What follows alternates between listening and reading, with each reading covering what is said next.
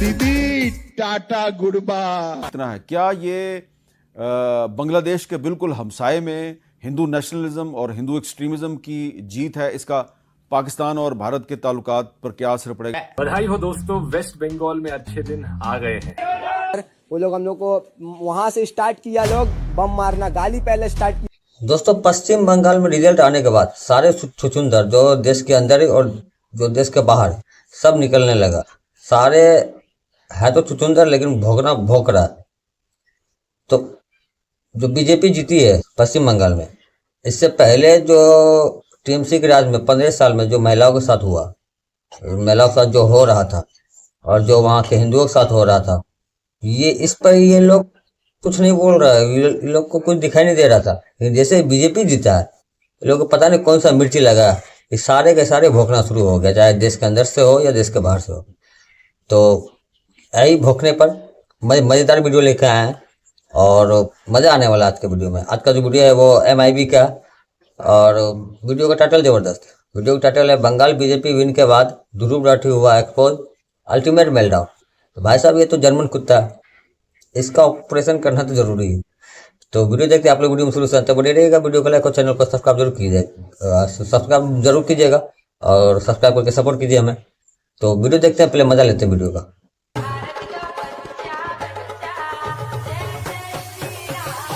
दीदी tata good bye. लेकिन पता है क्या, इलेक्शंस तो नॉर्थ कोरिया में भी होती है? मजाक नहीं कर रहा, रेगुलर इलेक्शंस होती है नॉर्थ कोरिया में। नहीं, तेरी बात कभी मजाक थोड़ी ना होती है।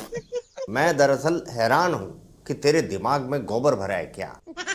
जिस इलेक्शन में तुम्हारी मनपसंद पार्टी हार जाए, वो सीधा नॉर्थ कोरिया बन जाता है। बहनों भाइयों मित्रगणों सज्जनों, इस इकोसिस्टम का रोना धोना देखकर कितना आनंद आ रहा है, बता नहीं पा रहा हूँ। मई के इस गर्मी के महीने में कलेजे को क्या ठंडक मिल रही है, वाह वाह वाह।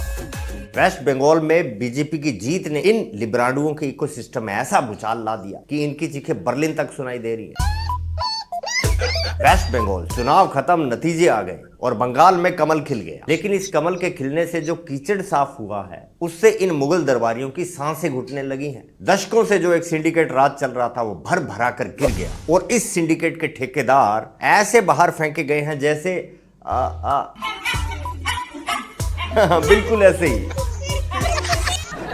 और अब ये बाहर बैठे चू चू चू चू कर रहे हैं। आज एक एक करके इनकी ऐसी बत्ती बनाएंगे कि अगली बार लोकतंत्र खतरे में है, बोलने से पहले 10 बार सोचेंगे। चुनाव में दीदी को जिताने के लिए पूरा इकोसिस्टम एक्टिव हो गया। तानाशाही को हराने के नाम पर जो भी मिला, सबने अपने तंबू बंगाल में गाड़ दिए। यहां तक कि खुद को कट्टर ईमानदार कहने वाले, दिल्ली में कांग्रेस को पानी पी पी कर गालियां देने वाले, ये भी उड़कर बंगाल पहुंच गए। यहाँ से हमारे कैंडिडेट का नाम बता दीजिए।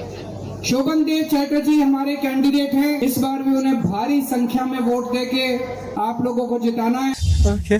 भाई इसे कहते हैं असली पनौती। ये जहां भी जाते हैं बंटा धार कर देते हैं। दीदी आज भी सर पकड़ के बैठी होगी कि इस लपेटे को मैंने स्टेज पर बुलाया ही क्यों। जहां जहां इनके चरण पड़े, सुपड़ा साफ हो गया। और दूसरे हैं इनके परम मित्र, हमारे आदरणीय पप्पू जी। इलेक्शन से पहले जानते हैं राहुल बाबा क्या ज्ञान दे रहे थे? बंगाल में बीजेपी की सरकार कभी नहीं आनी चाहिए, मगर आपके जो चीफ मिनिस्टर हैं ममता बनर्जी, वो बीजेपी के लिए बंगाल में रास्ता खोल रही है। और उसी सांस में ये भी बोल गए, बंगाल में किसी को रोजगार चाहिए तो फिर कोई ना कोई रिश्तेदारी टीएमसी में होनी पड़ेगी, नहीं तो नहीं मिलने वाला। एक बात है भाई, जितने मर्जी इख्तिलाफ हो, लेकिन भाई साहब ने बात बड़ी सही कही। इन्होंने ये भी कहा कि बीजेपी के सामने टीएमसी के पैर नहीं लगने वाले। और देखिए इनकी भविष्यवाणी सही हो गई। ये सच्चाई है। ऐसा इनके खुद के केस में क्यों नहीं होता? एनीवे, अपने को क्या, चुनाव से पहले दीदी करप्ट थी, जॉब के लिए टीएमसी में रिश्तेदारी चाहिए, ये इन्होंने बात एकदम पते की बोली। बंगाल का SSC scam, teacher recruitment scam, जहां अर्पिता मुखर्जी के घर से नोटों के पहाड़ निकले, 50 करोड़ का कैश, वो पूरे देश ने लाइव देखा था। लेकिन कमाल की बात देखो, जो राहुल गांधी चुनाव से पहले कह रहे थे कि बंगाल में बिना टीएमसी में रिश्तेदारी के जॉब नहीं मिलती, वही राहुल गांधी टीएमसी के साथ बैठकर इंडी अलायंस की खिचड़ी पका रहे थे, वहां अपनी जॉब देख रहे थे। अब फायदा दिखा तो सारा करप्शन जायज हो गया। लेकिन जनता ने उस खिचड़ी में ऐसी मिट्टी डाली कि सबसे ज्यादा मजे आज की डेट में कांग्रेसी ले रहे हैं। ये सच्चाई चाहिए। सालों दर सालों से जिन कांग्रेसी कार्यकर्ताओं को टीएमसी गुंडों ने कूट कूट कर निकाला, उनके अपने ऑफिस से भगा दिया, आज बीजेपी के जीतने के बाद उनका सोया हुआ शेर जाग गया है भाई। वंदे मातरम, वंदे मातरम। ताला नहीं टूटा, अंदर डेंटिंग पेंटिंग भी शुरू होगी, रातों रात रेनोवेशन चल रहा है। देख रहे हो मौका परस्ती, मेहनत बीजेपी ने की, सिंडिकेट से लड़ाई बीजेपी के कार्यकर्ताओं ने लड़ी, गोलियां उन्होंने खाई, ये छुटपुट फायरिंग आम बात थी वहां। जैसे ही टीएमसी का सफाया हुआ, कांग्रेसी वाले ताला तोड़कर पोचा पैंट लेकर पहुंच गए ऑफिस चमकाने। वो बेगानी शादी में जो अब्दुल्ला होते हैं ना, वो यही है। खुशी देखो चेहरों पर कितनी। और हो क्यों ना भाई, बरसों से टोलाबाजी का जो राज चल रहा था, उसमें किसी आम आदमी, आम पार्टी का सरवाइव करना नामुमकिन था। इनका गुंडा राज इस लेवल का था, वो इस बात से समझो कि रिजल्ट आने से पहले इनके सपोर्टर इतने ओवर कॉन्फिडेंट थे कि उन्होंने कुछ गरीब BJP supporter, by the way Hindu थे जो, उनकी भेंटें छीन ली। ये 2 भेंटें चोरी करना तो सिर्फ एक सिंबल है उस कट मनी कल्चर का, जो पिछले 15 वर्षों से बंगाल को खोखला कर रहा था, जिसके सिर पर सत्ता का क्षमता, ममता दीदी का हाथ हो। वो भेड़ चोरी करे, गरीबों का राशन चोरी करे, या महिलाओं की इज्जत पर हाथ डाले, कौन था रोकने वाला? जब सिस्टम ही करप्ट हो जाए तो आम आदमी की तो वैल्यू क्या ही बचती है भाई। और इसी सड़े हुए सिस्टम को डेमोक्रेसी का नाम देकर ये मुगले आजम अपने वीडियो में डिफेंड कर रहा है। इसको बीजेपी की जीत में तानाशाही का डर दिख रहा है। बधाई हो दोस्तों, वेस्ट बंगाल में अच्छे दिन आ गए हैं। और देखो इन संस्कारी सनातनी अच्छा दिन तो आया भाई साहब, तुम लोगों के लिए नहीं है, होगा ही। देख मुगले आजम, किसी भी महिला को इस प्रकार से तंग करना या डराना 100% गलत है, एग्रीड। और जो ऐसा करे वो सही नहीं कर रहा, लेकिन ये मोमेंट्री है भाई। लेकिन ये जो तेरा दोगलापन है, जो तेरे रग रग में बस गया है, बात उसकी कर रहे हैं, उसे एक्सपोज करना जरूरी है। एक आदमी ने सड़क पर जय श्री राम क्या बोल दिया, तुझे अच्छे दिन वाला तंज मारने का मौका मिल गया, तेरा पूरा इकोसिस्टम हाय तौबा मचाने लग गया। देखो देखो, भारत में महिलाओं की इज्जत नहीं है। संदेश खाली याद है पप्पू प्यारे, तब तो बीजेपी की हवा भी नहीं थी। संदेश खाली में शाहजहां शेख और उनके गुंडों ने रात के अंधेरे में टीएमसी के ऑफिस महिलाओं को बुलाकर उनके साथ शोषण किया। वो कोलकाता हाईकोर्ट को ये तक बोलना पड़ा कि बंगाल में स्टेट स्पॉन्सर्ड एक्सटॉर्शन चल रहा है। तब तेरी जुबान पर ताला क्यों लग गया था? तब तेरा ये अच्छे दिन वाला चश्मा किधर खो गया था? अबे घर पर बैठा अपने डेटा बनाता रहता है, कभी का डेटा भी देख ले। की रिपोर्ट चीख चीख कर कह रही है कि महिलाओं के खिलाफ क्राइम और ह्यूमन ट्रैफिकिंग के हालात कितने खराब है बंगाल में। तब तेरा फैक्ट चेकिंग सॉफ्टवेयर अपडेट मांग रहा था क्या? बात सीधी है, तुझे वायलेंस तब दिखता है जब तेरे नैरेटिव को सूट करता है। जब बीजेपी सपोर्टर जश्न मना रहे थे, उन पर गोलियां चली। मेरा चाचा जी बीजेपी का कार्यकर्ता है, हम लोग वहाँ पर जश्न मना रहे थे खड़े होकर के, तो वहाँ से कुछ गुंडे आए। अब कहाँ के थे, बाहर के थे, कहाँ के नहीं थे, मोहल्ले के भी कुछ थे उसमें मिले हुए। उन सबका लीडर था समीम अहमद बड़े, क्रांति था, आजाद था, सब वो लोग मिला हुआ है सर। वो लोग हम लोग को वहाँ से स्टार्ट किया, लोग बम मारना, गाली पहले स्टार्ट किया लोग। उसके बाद जब हम लोग यहाँ से निकले तो वहाँ से मारने लगा लोग, चलाने लगा लोग। जब इलेक्शन के नाम पर लोगों के घर जलाए जा रहे थे, तब तू कहाँ था? कोमा में था या डॉक्टर ने बोलने से परहेज बताया था? तब इन मैडम आरफा खानम और रमेश कुमार की स्क्रीन काली क्यों नहीं होती? क्योंकि वहां विक्टिम तुम्हारे हिसाब का नहीं होता। तुम्हारा सेकुलरिज्म और तुम्हारा फेमिनिज्म तुम्हारी सहूलियत और फंडिंग के हिसाब से काम करता है ना। जनता ये सब देख रही थी। इलेक्शन से पहले इनकी बौखलाहट और ओवर कॉन्फिडेंस दोनों साथ में आसमान पर था। इनको लगता था कि बस खेला हो बे का नारा लगाएंगे और पब्लिक फिर से बेवकूफ बन जाएगी। किसी ने बोला था कि 4 तारीख को ममता का क्षमता दिखेगा, लगता है उनका 4 तारीख आया नहीं। क्षमता किसकी दिखी देख ही ली होगी मैडम ने। ये 4 तारीख को तो किसी और का दिख रहा है क्षमता। 4 तारीख को ऐसी क्षमता दिखी कि दीदी को आज भी यकीन नहीं हो रहा कि कुर्सी गई, छोड़ने को तैयार ही नहीं है। ये मेरा सिंहासन है। Who are you? और जिसने भी इसे छूने की कोशिश की और कॉलर दे दे जैसे मंजुलिका महल नहीं छोड़ रही थी, मैडम है कि कुर्सी नहीं छोड़ रही, हार मानने को तैयार ही नहीं है। सब ईवीएम का दोष है भाई। मैडम को लगा ये जो भी नौटंकी करेंगे इधर उधर से कॉपी करके जनता तालियां बजाएगी।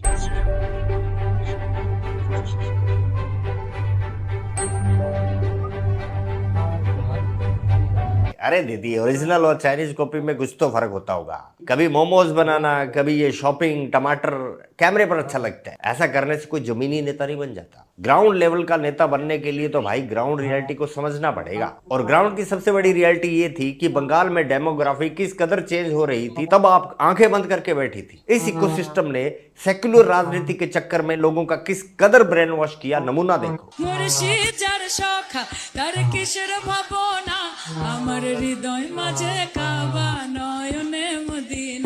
देख रहे हो, इनके दिमाग को इतना वॉश कर दिया गया है कि अपनी संस्कृति, अपनी पहचान भूले बैठे हैं। जो बंगाल कभी भारत की आध्यात्मिक और सांस्कृतिक राजधानी हुआ करता था, रामकृष्ण परमहंस और विवेकानंद का बंगाल, वहां की इस पीढ़ी के दिमाग में ये सब भर दिया जाता है, बस सिर्फ इसलिए कि एक खास वोट बैंक को खुश रखा जा सके। और ये जो सब हो रहा था ना, ये हमारा सिर्फ इंटरनल मैटर नहीं था, इसका सीधा कनेक्शन हमारी नेशनल सिक्योरिटी से था। बंगाल में जो सरकार बदली है, उसका दर्द सिर्फ टीएमसी को नहीं, बॉर्डर के पार बैठे उन बांग्लादेशियों और पाकिस्तानियों को भी है।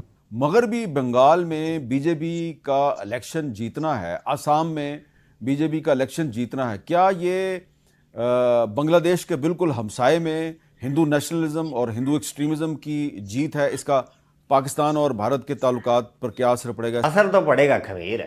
अब तुम और तुम्हारे दोस्तों की वो फेक आधार कार्ड फैक्ट्री परमानेंटली बंद हो जाएगी। सालों से बंगाल का बॉर्डर एक धर्मशाला बना हुआ था। 4000 किलोमीटर लंबा भारत बांग्लादेश बॉर्डर, जिसमें से सबसे लंबा हिस्सा बंगाल से लगता है। पता है, उधर रेड कारपेट बिछा हुआ था घुसपैठियों के लिए। डेमोग्राफी चेंज का पूरा डेटा उठाकर देखिए, मालदा, मुर्शिदाबाद, उत्तर दिनाजपुर, इन बॉर्डर के जिलों में पॉपुलेशन ग्राफ पिछले 15-20 सालों में कैसे बदला है, किसी से छुपा नहीं है। वोटर आईडी, आधार कार्ड रातों रात बन जाया करते थे ताकि एक मुश्त वोट बैंक तैयार रहे। अब क्या होगा, वहां बीएसएफ को स्टेट पुलिस का फुल सपोर्ट मिलेगा। जो फेंसिंग सालों से पेंडिंग थी, गोली की स्पीड से पूरी होगी। और सबसे बड़ी बात, चाइना, बांग्लादेश, इंडिया का ट्रायंगल मैप उठाकर देखिए। चिकन नेक बोले तो सिलीगुड़ी कॉरिडोर एक बहुत ही सेंसिटिव जगह है जो पूरे नॉर्थ इंडिया को नॉर्थ ईस्ट इंडिया से जोड़ती है। चाइना हमेशा से चाहता था कि इस इलाके में और आसपास के इलाकों में हमेशा इंस्टेबिलिटी रहे, ताकि वो इंडिया को लॉजिस्टिकली ब्लैकमेल कर सके। पहले की सरकार नॉर्थ ईस्ट को जोड़ने वाले सेंट्रल प्रोजेक्ट्स को रोके रखती थी, लेकिन अब वहां एक्ट ईस्ट पॉलिसी, रॉकेट की स्पीड चलेगी। घुसपैठियों के लिए दरवाजे परमानेंट बंद, नॉर्थ ईस्ट की खुशहाली, डेवलपमेंट के दरवाजे खुल गए। अब चाइना भी अच्छे से जानता है कि सिलीगुड़ी कॉरिडोर पर आंख उठाकर देखना भी महंगा पड़ेगा, क्योंकि अब सेंट्रल और स्टेट दोनों जगह सेम इंजन काम कर रहा है। अगर आपको ये लगता है कि ये सिर्फ मैं ही बोल रहा हूँ, बस बातें हैं, बोलते रहो, कोई भी बोल सकता है, तो जरा ग्राउंड रियलिटी देख लीजिए। सालों से जो पुलिस टीएमसी की गुंडों के दबाव तले काम करने को मजबूर थी, जो वर्दी पहनकर भी बेबस थी, आज उस पुलिस के जज्बात देखिए।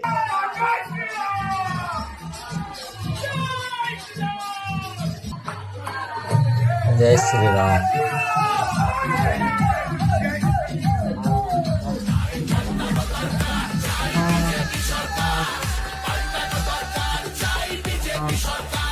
थाने के अंदर जय श्री राम के नारे लगाकर खुश हो रहे हैं। ये सोच कर देखिए, इससे पहले किस लेवल का फ्रस्ट्रेशन रहा होगा इन वर्दी वालों के अंदर। सिंडिकेट राज खत्म होते ही बेचारे चैन की सांस ले पा रहे हैं। जब रक्षक ही सुरक्षित महसूस नहीं कर पा रहा था, तो सोचिए सिस्टम कितना गड़ा सला हुआ था। अब बंगाल में कानून राज दिखेगा, बिल्कुल यूपी स्टाइल।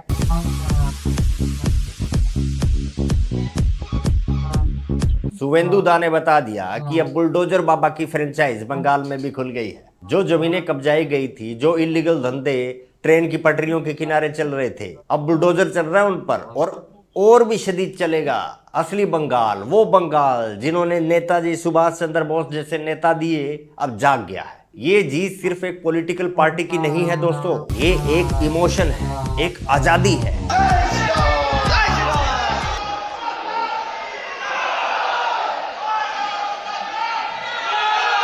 देखिए पूरी बिल्डिंग को, बच्चे, बूढ़े, महिलाएं सब बालकनी में खड़े होकर एक ही सुर में जय श्री राम बोल रहे हैं। ये किसी डिक्टेटरशिप में नहीं होता मुगल आजम, ये तब होता है जब लोगों को सालों की घुटन, डर के माहौल से छुटकारा मिलता है, आजादी मिलती है। वेस्ट बंगाल की शादियों का माहौल देखिए। 15 साल के बाद आज बंगाल में सत्ता बदली है, and that is why we are celebrating।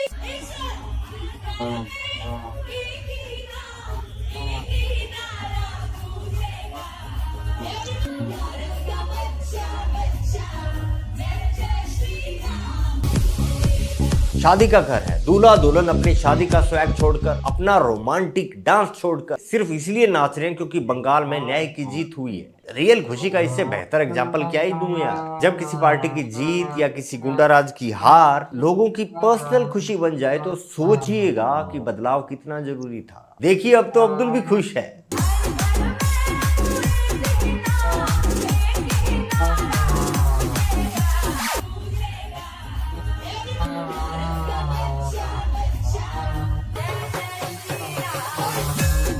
देखो चचा को गुलाल लगाकर लाल लाल हुआ पड़ा है। गुंडाराज जब खत्म होता है तो सबसे ज्यादा राहत उसी आदमी को मिलती है जो रोज कमाने खाने वाला होता है। कटमनी और टोलाबाजी मजहब देखकर नहीं ली जाती। जब कोई इस तरह का सिंडिकेट टूटता है तो सभी को फायदा होता है। लेकिन दीदी हमारी के ख्याली पुलाव देखिए। 2026-এ 226-এ বেশি সিট পেয়ে জিতবো, এটা আমাদের বদ্ধমূল ধারণা। हाँ दीदी 2026 में 226 सीटें। अब ये सीटें मैडम आपको लंदन से लानी पड़ेंगी। इधर तो खेला परमानेंटली खत्म हो गया। अब तो बोरिया बिस्तर समेटने का टाइम आ गया। एक और नमूना था जो कह रहा था कि बीजेपी जीती तो नंगा घूमेगा। क्या बोल रहे हैं? बीजेपी टीएमसी को हरा दिया तो लिंक हो गया, पूरा कलकत्ता घूमेंगे लंगा होके। मेरा नाम सुफियान है। पूरे भारत को पता चल गया था कि तू सूफियान है। अब बस ये नहीं पता चल रहा कि जब से बीजेपी जीतती है सूफियान है किधर है। कर अपनी कसम पूरी, दौड़ बंगाल की सड़कों पर। बंगाल की सड़कों पर अब बस डेवलपमेंट और राष्ट्रवाद का बुलडोजर चलेगा। ये एजेंडे अब धरे के धरे रह जाएंगे। अमित शाह जी ने तो पहले कहा था सुबह काउंटिंग चालू होगी 8 बजे, बैलेट बॉक्स खुलना शुरू होगा। 9 बजे पहला राउंड, 10 बजे दूसरा राउंड, 1 बजे काउंटिंग समाप्त और दीदी tata good bye. Tata bye bye दीदी, और बाय बाय राठी साहब आपको भी। तुम लोग ऐसे ही स्क्रीन काली करके रोते रहो, डर का माहौल बेचते रहो और हम ऐसे ही तुम्हारे प्रोपेगेंडा और दोगलेपन की धज्जियां उड़ाते रहेंगे। तो बहनों भाइयों मित्रगणों सज्जनों, आपको इन लिब्रांडुओं का मेल्टडाउन देखकर मजा आया है और आपके दिमाग के तार खुले हैं तो वीडियो को दबाकर लाइक करो। और जो नीचे वो लाल रंग का सब्सक्राइब लिखा हुआ बटन है ना, वो ईवीएम का बटन है। थोड़ा स्कैम तुम भी कर लो, 4-5 बार दबाओ उसको। एक ही बार काफी है। तो दोस्तों अभी के लिए बस इतना ही। दरबार खलास, मिलते हैं नेक्स्ट वीडियो में। जय हिंद, जय भारत। जय हिंद, जय भारत, जय श्री राम। तो दोस्तों देखा आपने वीडियो कैसा लगा कमेंट करके जरूर बताइएगा। और जो पश्चिम बंगाल में हुआ ये होना बहुत जरूरी था। मतलब वो एक मिनी पाकिस्तान ही बन गया था। जिस तरह से आप देखना गिनती से पहले का वीडियो, डर के हमारे लोग, वहां के लोग बोल नहीं रहे थे कि किसको वोट दिए किसको नहीं दिए। और जीत के बाद तो बहुत सारा वीडियो है जिसमें लोग रो रहे हैं, इमोशन अपना बाहर निकल रहा है, खुशी से रो रहे हैं। इतने साल जो उनके साथ अत्याचार हुआ, जो कुछ हुआ, वो सब के बाद जो आजादी मिला सब तक रो रहे हैं। तो इस वजह से है, तो ये जो खुशी है ना वो इस वजह से है। ये ध्रुव राठी जैसे कुत्ते लोगों को समझ में नहीं आएगा। इस लोगों का काम है भोगना, क्योंकि लोगों को फंड मिलता है। तो जिससे फंड मिलेगा उसके तरफ से तो बोलेगा ही। तो ये लोग फंड के, ये लोग व्यू भी मिलता है लेकिन फंड भी मिलता है, अच्छा खासा फंड मिलता है, तो इसलिए भोगता है ये लोग। या तो ये लोग संदेश खाली पर क्यों नहीं बोले, क्योंकि संदेश खाली में जो करने वाला वो इसका बाप था, मुगल दरबारी, तो उसके खिलाफ नहीं बोलेगा। तो ऐसे ही बहुत सारे हैं। और लेकिन जो हुआ पश्चिम बंगाल में, पूरा देश खुश है, हम सब बहुत ज्यादा खुश हैं। और अब चाहिए कि बीजेपी को वहां पे जिन जिन महिलाओं के साथ गलत हुआ है उन सबको इंसाफ देने के, इंसाफ दिलाइए और उन सबको सुरक्षित रखिए जैसे योगी जी रखे हुए हैं। यूपी को पूरा गुंडा से साफ कर दिए, तो वहां भी अब पूरा साफ कर दिया। टीएमसी को तो वो जड़ से उखाड़ के फेंक देना चाहिए। टीएमसी ये मतलब यहाँ के लोग भी इतना फ्रेश, पश्चिम बंगाल के बाहर भी लोग इतना ज्यादा गुस्सा हो जाते थे कि यार वहाँ के जिस प्रदेश के मुख्यमंत्री एक महिला हो, उसी प्रदेश में महिला सुरक्षित ना। मतलब आप सोच सकते हो कि कुर्सी के लिए ये लोग कितना कुछ कर सकते हैं, क्योंकि इन लोगों के अपने घर में तो ऐसा कुछ नहीं हुआ था ना कि अपने घर की बहू बेटी के साथ ऐसा कुछ नहीं हुआ, तो इन लोगों को दर्द महसूस ही नहीं होगा आम आदमी का। लेकिन लोगों ने, भाई साहब, वहाँ के जितने भी हिंदू सिख सब ने एक होकर जो दिखाया भाई साहब, सलाम है वहाँ के सनातनियों को। और इसी तरह पूरे देश को भी एक, पूरे देश में रह रहे सनातनियों को एक होना चाहिए। तो खैर मजा आया वीडियो देखकर। आप लोगों को वीडियो कैसा लगा कमेंट करके जरूर बताइएगा, और यहाँ तक देख लीजिए तो वीडियो को लाइक और चैनल को सब्सक्राइब जरूर कीजिएगा। सब्सक्राइब जरूर कीजिएगा, आपका सब्सक्राइब से हमें बहुत मदद मिलता है, तो सब्सक्राइब जरूर कीजिएगा। मिलते हैं अगले वीडियो में से मजेदार वीडियो के साथ, तब तक के लिए जय हिंद, जय श्री राम।